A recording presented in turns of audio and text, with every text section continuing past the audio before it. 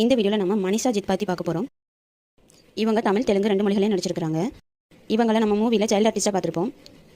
சரத்குமார் நடித்த கம்பீரம் அப்படிங்கிற திரைப்படத்தில் அவரோட பொண்ணாக நடிச்சிருந்தாங்க.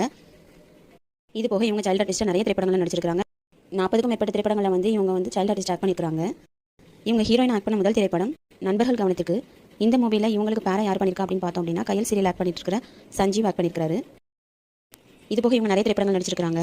சைல்டு ஆர்டிஸ்ட் மகேந்திரன் கூட விந்தை அப்படிங்கிற திரைப்படத்தில் நடிச்சிருக்காங்க. கமர்கட் அப்படிங்கிற திரைப்படத்தில் நடிச்சிருக்காங்க. எனக்கு இன்னும் கல்யாணம் ஆகலை அப்படிங்கிற திரைப்படத்தில் ஆங்கர் ஜெஹன் கூட ஆக்ட் பண்ணியிருக்காங்க. 2020 இவங்க கலர்ஸ் தமிழில் டெலிகாஸ்டான உயிரே அப்படிங்கிற சீரியலில் லீட் ரோல் ஆக்ட் பண்ணிட்டு இருந்தாங்க. இப்போ இவங்க ஜீ தமிழில் டெலிகாஸ்டாக போகிற கன்னத்தில் முத்தமிட்டால் அப்படிங்கிற சீரியலில் மெயின் கேரக்டராக பண்ணிட்டு இருக்காங்க.